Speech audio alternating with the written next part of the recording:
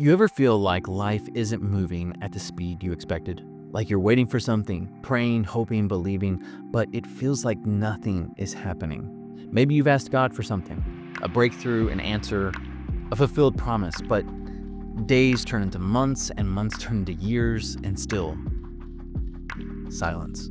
You start wondering, did I hear him wrong? Did I miss something? That's exactly where we find Abraham and Sarah in Genesis.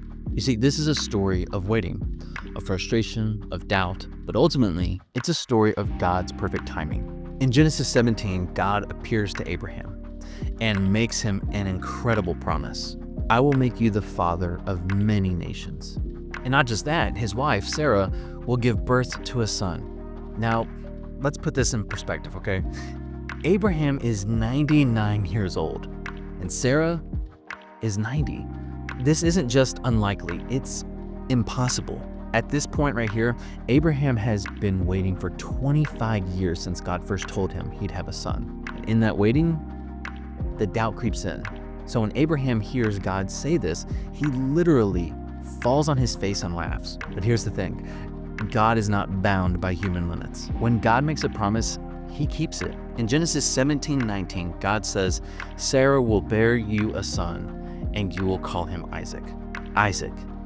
His very name means he laughs, because God is about to turn their doubt into joy. Fast forward to Genesis 18, okay? Abraham is resting outside his tent when 3 visitors show up. One of them, the Lord himself, and he repeats the same promise. I will return this time next year, and Sarah will have a son. Now, Sarah is eavesdropping from inside the tent, okay?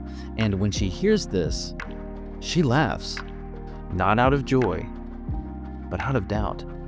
She's thinking, I'm too old, this can't happen.